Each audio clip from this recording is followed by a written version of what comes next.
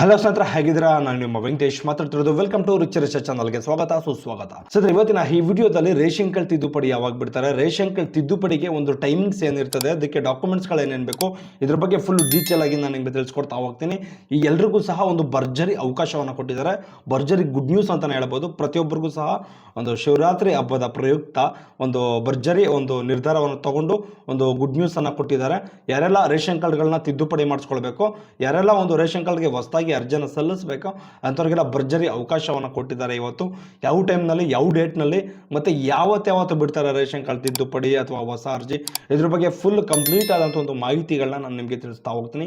ದಯವಿಟ್ಟು ನಮ್ಮ ಚಾನಲ್ಗೆ ಯಾರಾದರೂ ಫಸ್ಟ್ ಟೈಮ್ ವಿಸಿಟ್ ಮಾಡಿದರೆ ಕೂಡಲೇ ಸಬ್ಸ್ಕ್ರೈಬ್ ಮಾಡ್ಕೊಳ್ಳಿ, ಹಾಗೆ ಬೆಲ್ ಐಕಾನ್ ಬಟನ್ ಮೇಲೆ ಕ್ಲಿಕ್ ಮಾಡಿ.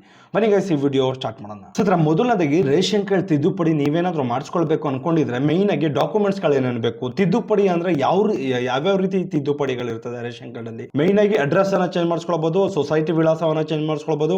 ಅದೇ ರೀತಿ next photo, date of birth, ವಯಸ್ಸು ಅಂದ್ರೆ ವಯಸ್ಸು ಡೇಟ್ ಆಫ್ ಬರ್ತ್ ಎರಡೂ ಒಂದೇ. ಅದೇ ರೀತಿ ನೇಮು, ಡಿಲೀಟು ಮತ್ತೆ ಹ್ಯಾಡು, ಅರ್ಥ ಆಯ್ತಾ? ಇಷ್ಟನ್ನ ಒಟ್ಟಿಗೆ ತಿದ್ದುಪಡಿಯನ್ನ ಮಾಡಿಸ್ಕೊಳ್ಬಹುದು, ಯಾವುದೇ ರೀತಿ ಒಂದು ಸಮಸ್ಯೆಗಳು ನಿಮಗೆ ಬರೋದಿಲ್ಲ, ಅರ್ಥ ಆಯ್ತಾ?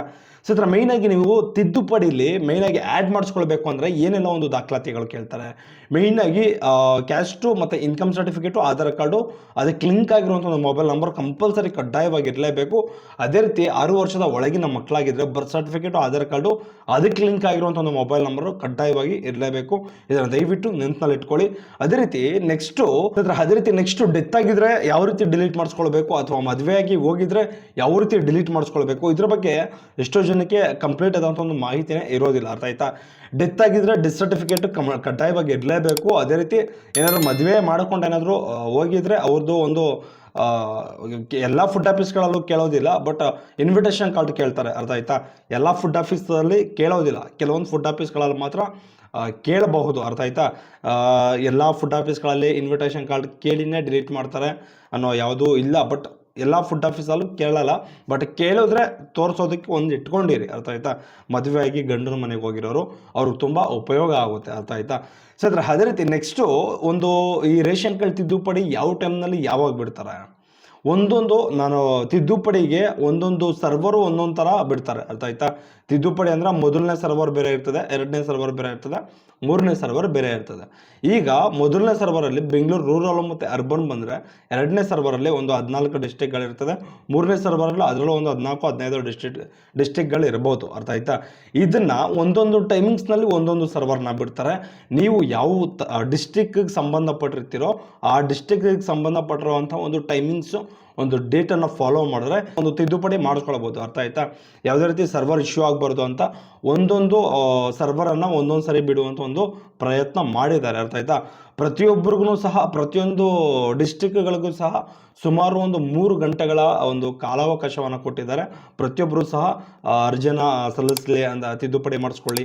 ಏನಾದರೂ ಬೈ ಮಿಸ್ಟೇಕ್ಗಳು ಏನಾದರೂ ನೇಮ್ ಮಿಸ್ ಮ್ಯಾಚ್ ಆಗಿರ್ಬೋದು, ಬಟ್ ಏನೇ ಇದ್ರೂ ಸಹ ತಿದ್ದುಪಡಿ ಮಾಡಿಸ್ಕೊಳ್ಳಿ ಇಮಿಡಿಯೇಟ್ಲಿ, ಬೇಗ ಅಂತ ಈ ಒಂದು ನಿರ್ಧಾರ ಮಾಡಿ 3 ಗಂಟೆಗಳ ಒಂದು ಕಾಲಾವಕಾಶವನ್ನು ಕೊಟ್ಟಿದ್ದಾರೆ, ಅರ್ಥ ಆಯ್ತಾ?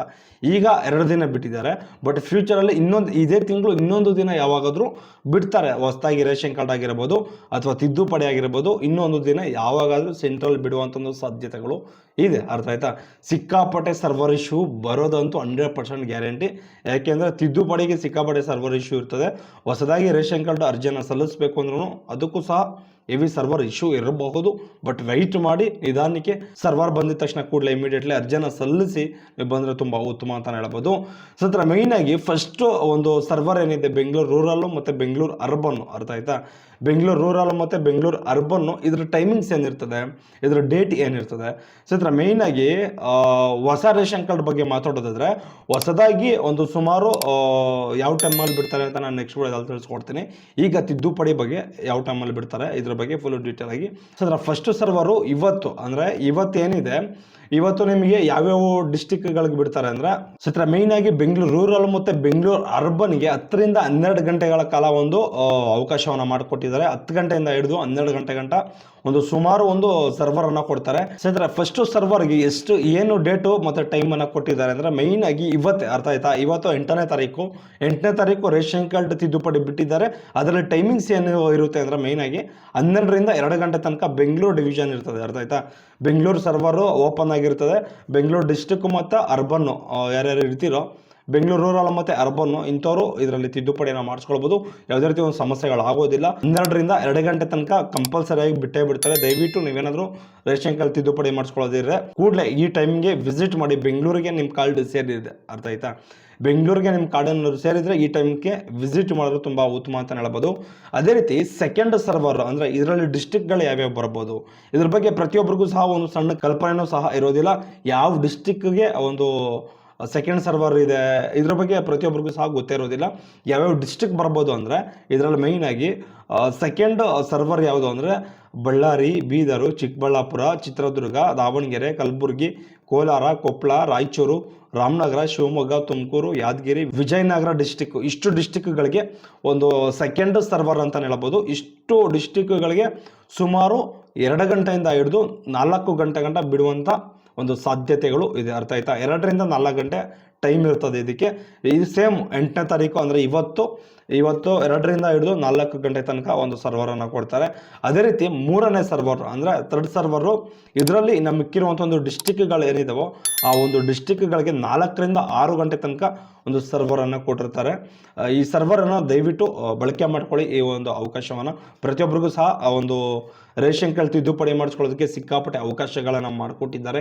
ನೀವೇನು ಮಾಡ್ತೀರಾ ಅಂದರೆ ಈ 3ನೇ ಒಂದು ಸರ್ವರ್ ಯಾವುದು ಅಂದರೆ ಮೈನಾಗಿ ಬಾಗಲಕೋಟೆ, ಬೆಳಗಾವಿ, ಚಾಮರಾಜನಗರ, ಚಿಕ್ಕಮಗಳೂರು, ದಕ್ಷಿಣ ಕನ್ನಡ, ಧಾರವಾಡ, ಅದೇ ರೀತಿ ಗದಗ, ಹಾಸನ, ಹಾವೇರಿ, ಕೊಡಗು, ಮಂಡ್ಯ, ಮೈಸೂರು, ಉಡುಪಿ, ಉತ್ತರ ಕನ್ನಡ ಮತ್ತು ವಿಜಯಪುರ, ಅರ್ಥ ಆಯ್ತಾ. ವಿಜಯಪುರ ಇಷ್ಟು ಡಿಸ್ಟಿಕ್ಗಳು ಏನು ಅಂದರೆ 3ನೇ ಸರ್ವರಿಗೆ ಬರುತ್ತೆ, ಅರ್ಥ ಆಯ್ತಾ. ನೀವೇನಾದ್ರು ತಿದ್ದುಪಡಿ ಮಾಡಿಸ್ಕೊಳ್ಬೇಕು ಅಂದರೆ ಒಂದೊಂದು ಟೈಮಿಂಗ್ಸ್ ಇರ್ತದೆ. ಒಂದೊಂದು ಟೈಮಿಂಗ್ಸು ಒಂದೊಂದು ಡೇಟನ್ನು ನೀವು ಫಾಲೋ ಮಾಡಿ. ಈ 3 ಒಂದೇ ಡೇಟಲ್ಲಿ ಬಿಡ್ತಾರೆ, ಬಟ್ ಟೈಮಿಂಗ್ಸ್ ಮಾತ್ರ ಚೇಂಜು. ಮೊದಲನೇದು 12ರಿಂದ 2 ಗಂಟೆ ತನಕ, ಅದೇ ರೀತಿ ಎರಡನೇದು 2 ಗಂಟೆಯಿಂದ 4 ಗಂಟೆ ತನಕ, 3ನೇದು 4 ಗಂಟೆಯಿಂದ 6 ಗಂಟೆ ತನಕ, ಅರ್ಥ ಆಯ್ತಾ. 3 ಗಂಟೆಗಳ ಕಾಲ ಒಂದು ಅವಕಾಶವನ್ನು ಕೊಟ್ಟಿದ್ದಾರೆ. ಯಾರೆಲ್ಲ ತಿದ್ದುಪಡಿ ಮಾಡಿಸ್ಕೊಳ್ಬೇಕು, ಯಾರೆಲ್ಲ ಒಂದು ರೇಷನ್ ಕಾರ್ಡಲ್ಲಿ ನೇಮ್ ಚೇಂಜ್ ಆಗಿರ್ಬೋದು, ಆ್ಯಡಿಂಗ್ ಆಗಿರ್ಬೋದು, ಡಿಲೀಟ್ ಆಗಿರ್ಬೋದು, ವಿಳಾಸ ಬದಲಾವಣೆ, ಸೊಸೈಟಿ ಕೋಡ್ ಬದಲಾವಣೆ ಅಂದರೆ ಸೊಸೈಟಿ ವಿಳಾಸನೇ ಬದಲಾವಣೆ, ಇದ್ರ ಬಗ್ಗೆ ಇದು ಫುಲ್ಲು ಏನಾದರೂ ಡಿಲೀಟ್ ಮಾಡಿಸ್ಕೊಳ್ಬೇಕು ಅಥವಾ ಅಪ್ಡೇಟ್ ಮಾಡಿಸ್ಕೊಳ್ಬೇಕು, KYC ಮಾಡಿಸ್ಕೊಳ್ಬೇಕು ಅಂದರೆ ದಯವಿಟ್ಟು ನೀವೇನು ಮಾಡ್ತೀರಾ ಅಂದರೆ ಇಮ್ಮಿಡಿಯೇಟ್ಲಿ ರೇಷನ್ ಕಾರ್ಡ್ ಏನು ಮಾಡ್ತೀರಾ, ರೇಷನ್ ಕಾರ್ಡು ಮತ್ತು ಅದಕ್ಕೆ ಸಂಬಂಧಪಟ್ಟಿರುವಂಥ ಒಂದು ದಾಖಲಾತಿಗಳನ್ನು ತೊಗೊಂಡು ನೀವು ನಿಮ್ಮ ಹತ್ತಿರದಲ್ಲಿರುವಂಥ ಒಂದು ಸೈಬರ್ ಸೆಂಟರ್ಗಳಿಗೆ ಪ್ರತಿಯೊಬ್ಬರು ಸಹ ವಿಸಿಟ್ ಮಾಡಿ. ಈ ಒಂದು ಅವಕಾಶ ಪಬ್ಲಿಕ್ ಲಾಗಿನ್ಗೂ ಕೊಡ್ತಾರೆ, ಗ್ರಾಮನ್ಗೂ ಕೊಡ್ತಾರೆ, ಪ್ರತಿಯೊಬ್ಬರಿಗೂ ಸಹ ಯೂಸ್ ಮಾಡ್ಕೊಳ್ಬೋದು. ಎಲ್ಲ ಕಡೆಯೂ ಸಹ ಅರ್ಜಿಯನ್ನು ಸಲ್ಲಿಸ್ಕೊಡ್ತಾರೆ. ಮೇಯ್ನಾಗಿ ನೀವು ಪಬ್ಲಿಕ್ ಲಾಗಿನಲ್ಲಿ ಏನು ಮಾಡ್ತಾರೆ ಅದರಲ್ಲೇ ಬಿಡುವಂಥ ಒಂದು ಸಾಧ್ಯತೆಗಳು ಹೆಚ್ಚಾಗಿರ್ತದೆ. ಅದರಲ್ಲೇ ಟ್ರೈ ಮಾಡಿ. ಅಕ್ಕಪಕ್ಕದಲ್ಲಿದ್ದರೆ ಸೈಬರ್ಗಳಿದ್ದರೆ ವಿಸಿಟ್ ಮಾಡಿ. ಲಿಂಕ್ ಏನಾದರೂ ನಿಮ್ಮ ಹತ್ರ ಇಲ್ಲ ಅಂದರೆ ಕೂಡಲೇ ಕೇಳಿ, ನಾನು ಲಿಂಕನ್ನು ನಾನು ನಿಮಗೆ ಪ್ರೊವೈಡ್ ಮಾಡಿ ನಾನು ನಿಮಗೆ ತಿಳಿಸ್ಕೊಡುವಂಥ ಒಂದು ಪ್ರಯತ್ನ ಮಾಡ್ತೀನಿ. ಏನಾದರೂ ಲಿಂಕ್ ನಿಮ್ಗೆ ಸಿಕ್ಕಿಲ್ಲ ಅಂದರೆ ಡಿಸ್ಕ್ರಿಪ್ಷನಲ್ಲಿ ನಾನು ಒಂದು 3 ಲಿಂಕ್ಗಳು ಇರ್ತದೆ, 3 ಲಿಂಕ್ಗಳನ್ನು ನಾನು ಮೆನ್ಷನ್ ಮಾಡಿರ್ತೀನಿ. ದಯವಿಟ್ಟು ಇದನ್ನು ಉಪಯೋಗ ಮಾಡ್ಕೊಳ್ಳಿ, ಅರ್ಥ ಆಯ್ತಾ. ಯಾರೂ ಸಹ ಮಿಸ್ ಮಾಡ್ಕೊಳ್ಬೇಡಿ. ಓಕೆ, ಇದೇ ರೀತಿ ಯಾವುದಾದ್ರೂ ಅಪ್ಡೇಟಿಂಗ್ ಆದಂಥ ಒಂದು ವಿಚಾರಗಳಿದ್ದರೆ ಖಂಡಿತ ನಾನು ನಿಮಗೆ ತಿಳಿಸ್ಕೊಡುವಂಥ ಒಂದು ಪ್ರಯತ್ನ ಮಾಡ್ತೀನಿ. ದಯವಿಟ್ಟು ನಮ್ಮ ಚಾನಲ್ಗೆ ಯಾರಾದರೂ ಫಸ್ಟ್ ಟೈಮ್ ವಿಸಿಟ್ ಮಾಡಿದರೆ ಕೂಡಲೇ ಸಬ್ಸ್ಕ್ರೈಬ್ ಮಾಡ್ಕೊಳ್ಳಿ, ಹಾಗೆ ಬೆಲ್ ಐಕಾನ್ ಬಟನ್ ಮೇಲೆ ಕ್ಲಿಕ್ ಮಾಡಿ. ಓಕೆ ಬಾಯ್, ನೆಕ್ಸ್ಟ್ ವಿಡಿಯೋದಲ್ಲಿ ಸಿಗೋಣ.